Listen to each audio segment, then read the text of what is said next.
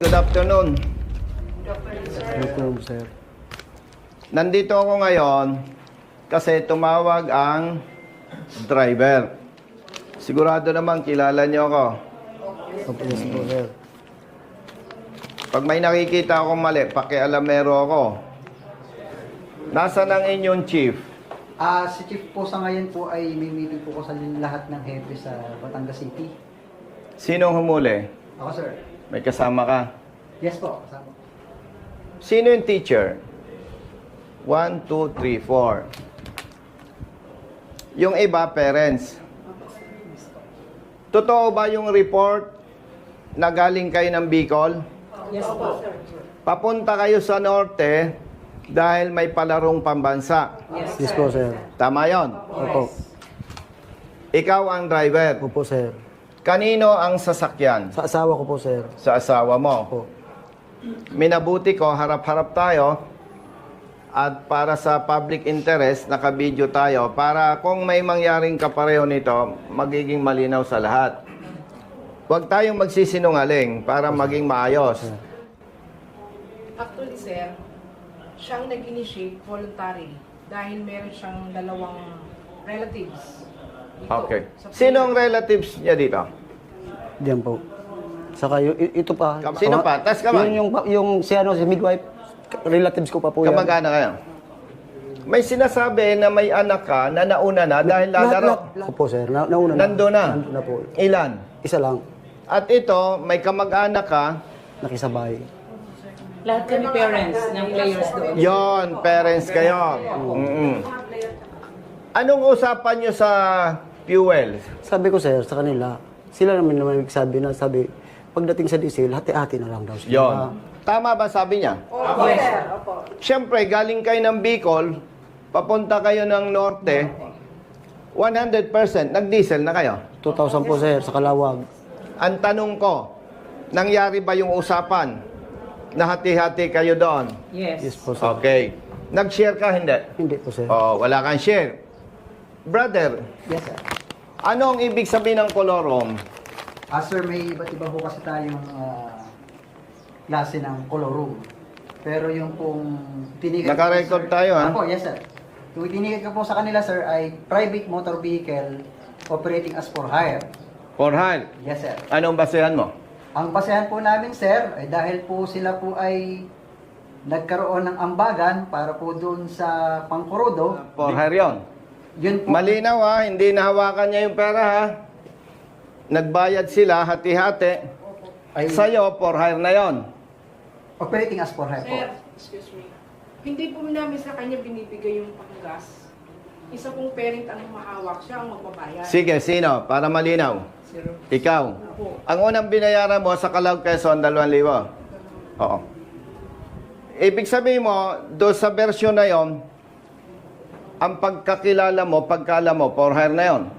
Operating as for hire po. Operating as for hire. Opo. Igagalang ko yung pananaw mo. Kaya nga naka-record tayo eh. Yes, sir. Dahil magko-contest kami sa LTO. Yes, sir. Mm. So, ang pagkaintindi mo, operating for hire. Yes, sir. Alam mo ba na ikaw ay public servant? Kayo, Yes, sir. Opo, Hmm. na po sa amin. public servant. Yes, sir. Naimbestigahan mo ba na itong mga ito galing Bicol papuntang Norte? Yes, sir. Ipagpalagay, hindi ko sinasabing kolorom. Ipagpalagay natin, talagang kolorom. Nakita mo, may batang maliliit, imposible namang magsabi ito na teacher, hindi naman. Nakita mo, may batang maliliit. Sa ngalan ng public service, wala ka ng ibang pwedeng gawin? Bago po namin sila, nung pagkahuli na po, na nandito na sa compound, ang una naming decision is to impound the motor vehicle. So, ang instruction namin, kami po ay nagsabi sa kanila na para naman po kami makatulong kahit papaano at makapagpatuloy po sila sa pagbabiyahe, kami po ay nag-offer na ihahatid po namin gamit ang aming mobile sa terminal at para po sila ay makasakay ng bus. Habang nagtitigat po kami, actually nakaprepare na po yung impounding receipt eh. Siyempre, may mga kasama din po kami na nagtatawag sa hepe namin. Oh. Report po yung nangyayari. So ngayon, dahil nga po nakita namin na maraming pasahero, may mga bata, nagdesisyon po ang hepe namin, binigyan kami ng instruction, ganito sir, technical impoundment na lamang. Ano pong ibig sabihin? Tanggal plaka. Tanggal plaka, pwede na po silang umalis. Kawawa ang driver eh. O baka hindi mo alam ang ginagawa ng ibang pulis at enforcer. Nakakita lang walang plaka. Letse-letse nang abuti ng mga ito. Imagine! Mr. Sakal, kanya kahapon, nasabi ko Sana po nakatulog maawa kayo, kayo. sir. Dala namin sir Tulog ang kayo ibang gabi. gamit ng mga bata, yung sapatos. Kasi po hindi kasi yung timbang po sa aeroplano. Nauna na po yung mga bata. Ang Pambihira sabi ko naman. po sa kanya, siguro po magulang ka naman. May nabubuli pa sa kanila, Naiintindihan o sir. nararamdaman natin. Iusap kami. Pero hindi po, tumawa lang po sila. Wala naman problema kung kawawa naman yung mga bata, ticket na lang, tapos sir, proceed ka na, magko-contest ka kasi ikaw ay inaakusahan ko ng kolorom. Pambihira naman oh. Tawagan mo yung epe mo. Kausapin ko. Sir, excuse na po. Itinatawag lang po kay RD po na Sige. yung regards po doon sa matter na gusto niyo. Sige, Wag lang po sir. pwede tayo magpatupad ng batas na hindi masasakripisyo ang kapwa natin. Ibig mo ba sabihin, kung pinatuloy ninyo yan, tinikitan, wala na kayong habol? May habol kayo ah. Bakit? Magre-renew ito ng lisensya. Magre-renew ito ng sasakyan. Pwede ninyong padala ng shokus order. Ang daming method eh, ang daming ways. Pero tingnan mo naman mga bata oh. Yun nga lang, nasa bahay ka, walang tubig. Iritado ka na eh. Ito. Kulang sa tulog sa Tapos sabi nila, sir, Tapos itong mga to, majority, mga babae. Oh, pambira naman oh. Brother, naintindihan ka dahil hindi ka hepe. Pero gamitin nyo naman puso nyo.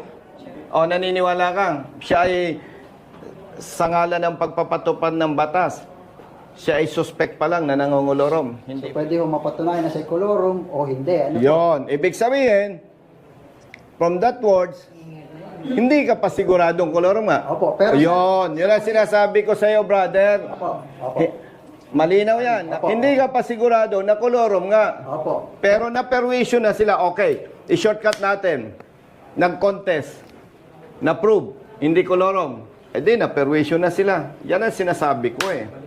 Hindi nyo naintindihan yung tamang public service kasi pwede pa rin nating habulin yan, may kapangyarihan pa rin tayo sa pamamaraan na hindi mapiperwisyo. Itawag nyo sa RD. Anong sabi? Co-coordinate po ulit kay RD. Kung, Yung regards po doon sa o sige, alam mo ang number ni RD, kakausapin ko. Oh, wala po ako number ni RD. Akin na, kasapin ko si Hepe. Dial mo. Opo. Hello, Chief. Hello po, Kong. Good afternoon po. Nandito ako kasi yung mga papunta sa Palarong Pambasa, nandito ang teachers saka parents, in-impound nyo. Pwede naman tayong magpatupad ng batas, Hepe, with all due respect, na hindi mapiperwisyo itong mga bata, itong teachers, at saka itong parents. Opo, opo. Balikong ano po yan, isinangguni ko na rin po kay RD po namin. Ang advice po sa amin ni RD is para po makatuloy pa rin sila, ma'am, sa kanilang pupuntahan, is imbis na physical impounding po ang gawin namin, ay yung plaka na lang po. Naintindihan kita, pero mali pa rin eh. Opo, opo. Ang layo-layo ng biyahe. Sige, tawagan mo si RD. Opo. Sabihin mo, nire-request ko, ibigay yung plaka para makabiyahe ito ng maayos at hindi abalahin ng mga pulis at enforcer sa biyahe. Kasi may ticket naman eh. Tapos tawag po ako ulit. Sige. Pakibilisan Thank mo, you po, kawawa itong mga to. Opo. Thank you po, thank you po. Dapat pala, ang katulad niya, BO-BO. Makikisakay na lang kayo. Kanya lahat ng Yun nga po, diesel. sir, ang sabi ko sa kanya, na hindi naman kayo maniniwala na sasagutin ko lahat. Kasi sa akin ang ako yung van, ako pa nagdadrive, simple sabi ko, Kita nyo? sila naman ang mag-ano. Kita niyo ang problema, no? Kailangan pala BO-BO ang may-ari ng sasakyan na bawal kayong mag-share ng panggasolina o diesel. Pasensya na kayo ha, talagang malaki ang problema natin sa ating sistema. Alam ng Diyos, hindi ko binalak pumasok sa politika. Pero nakita ko ang pang-abuso, pang-api, at maling pagpapatupad ng batas. Kaya ako'y pumasok sa politika. Naging congressman ako. Bakit naghahangad pa akong magsenador? Nakita ko, kulang pala yung kapangyarihan ng congressman para ipaglaban ang ating mga kababayan na inaapi at inaabuso. Tutulungan natin siyang mag-contest. Okay? Kasi pagka yan ay hindi natin tinulungan, nagmagandang loob na sa inyo, ma-impound pa yung sasakyan, ang multa 200,000. Kasi ang intention, pag kolorom, kunwari ako nagkokolorom, ang unang intention ko, kumita ng pera. Yon. Pangalawa, habitual, paulit-ulit. Kasi siyempre, kung kolorom ako, kumikita ako sa inyo, dapat ulit-ulit. Sana man nakakitang kumikita ako, tapos minsan lang. Pero ako nagtitiwala naman sa kay Asek Bigor Mendoza na hindi sapat na basehan yon para sabing kolorom. Yung mga damit ninyo, yung gamit nyo, nagkasya sa likod. Pinasuot ko po sa ilalim ng sir, kasi sabi ko nga, puro lang bag, walang malita. Kaso may malita, pero may bigas Ilang pa kami, kilong sir. bigas dala nyo? 40 kilo, sir. 40 kilo. Para makatipid kami. 40? Tipid lang ako sa budget. Kasi po wala talagang budget. Tipid-tipid lang po kayo nagbawa. Sulisit nga 40 lang, sir, yung kilograms iba. sa bigas. Magkano isang kilong bigas? 20 daw po. 20? Ha? Hopefully. 57. 60 times 40.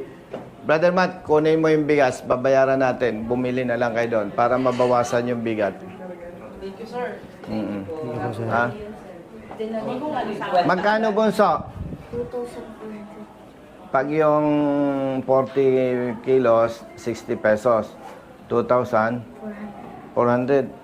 Walang nga, Matt. Magkakalkulator ka pa. Nano si Kuya? Sigurado ko. Pambira naman to. Maya ka nga. Ito, walang calculator. 2,400 daw. Naninigurado lang po. Ikaw magkaka... It's recorded. Diba? Sir, hindi lang daw po makontak ni Chief si RD kasi Mm. kasama daw po si Mm. Secretary Dizon ngayon. Ah. Pero yun naman po, bago naman po kami mag-ticket at bago po magbaklas ng plaka, ay sinanggunin na naman namin po yung kay RD. So ang instruction po ni Hepe, RD mag-stick po kami doon sa... Di bale, ako ang tatawag kay Hepe. O, iwanan nyo yung bigas. Makagaan din sa inyo. Gawin lang tatlong yan. Sino? May ari ng bigas. Come here. Oh. Tatawagan ko si RD para doon sa plaka. Option 1, kung hindi ko makontak si RD, takbo kayo. Ilan ang plaka tinanggal? Lahat po, sir. Lahat? Yeah. Alang yan naman bu... Kinawawa kami. Basta may makakitang pulis dyan, may makakitang enforcer. Gusto kami palabasin. Ay, Diyos mayo naman. Pababiyahihinin mo. Bakit kinumpis ka niyo yung ORCR? Hindi man lang kayo nag-initiate na, Sir, papaserox ko ito ha, para may kopya ka. Paano pala kung itong mga ito'y walang utak? Tumakbo, naniwala sa'yo, walang plaka, una at huli, walang ORC yan, Wala lahat. wala lahat. Hello po, hello po. Madam, good afternoon. Yes po, po. Public service ito ha, naka-loudspeaker ka kasi nandito yung mga teacher, nandito yung parents. Wala namang usapang personal. Nandito pa sila kasi ang kinakatakot nila, 2 plaka pala ang tinanggal sa van. Ay imagine, madam, real talk tayo. Papunta ito ng Lawag City. at dadalo sa palarong pambansa. May 3 bata dito, kung hindi ako nagkakamali, mga 6 years old, 10 years old. Tapos, 4 na teachers. And the rest, parents. Eh, kaya pala kagabi pa, hindi sila makaalis-alis. Alam nila ang sitwasyon. Pag tumakbo ang van, walang plaka, baka 3 araw na sila sa biyahe dahil lahat ng dadaanan nila na may pulis, lahat ng may enforcer, paparahin yan. Ang haba-haba ng kwentuhan. Ngayon, pinapatawagan ko kay District Officer, si RD. Mukhang may event. Tinatawagan ko si Executive Director, parang may conference, hindi nasagot. Eh, ito naman, madam, sa ngalan ng public service, may ticket, alleged colorum, may holding pa rin ang LTO kasi magre-renew ng sasakyan, magre-renew ng lisensya. Eh, ang request ko sana dito sa LTO dito, huwag kakalimutan yung public service na hindi naman mga kriminal tong mga to. Kagabi pa, kahapon pa na dito. Ang request ko, sa ngalan ng public service, with all due respect, ipa-release ninyo ang plaka dahil talagang baka abutin to ng 3 araw o 5 araw. Ang layo ng lawag. May dito kaya silang copy ng ORNCR? Siyempre, may ORC yan. Nandiyan po sila, sir. Kinuha po nila. Kinuha ng enforcer. May kopya pa ang driver. Wala po, sir. Walang kopya na ang driver. Wala po, sir. Naku, lintian yan. Wala nang kopya ang ORCR itong driver. Kinumpis ka ng enforcer nyo. So ganito na lang po, sir. Yung copy ng ORNCR, ipapa-photocopy na lang po dyan sa LTO San Pablo. And then, ipa-ano na lang po namin ng plate. Then kung ano po, pwede naman po silang mag-file ng protest. Exactly. Pero ang ano nga dyan, madam, pakituruan nyo yung mga tao nyo. Balansehin yung pagpapatupad ng batas at public service. Tama yung sabi mo. Eh imagine pala, tatakbo, walang plaka, walang ORC yan. Wala po, sir. Kasi kinuha po niya. Talinti ka na. Sige sir, di pa ano ko na lang po. Pakibigyan mo na instruction itong assistant chief. Ito. Sige po, kausapin ko na Okay, po okay. si Chief Melvin. Ang Chief Melvin. Chief. Okay. Hello Chief. Yes po. May copy tayo ng ORCR ng sasakyan. Yes po. Confiscated. Di i-photocopy na lang para may copy ang driver. Opo. Tapos encoded na naman yan na Opo.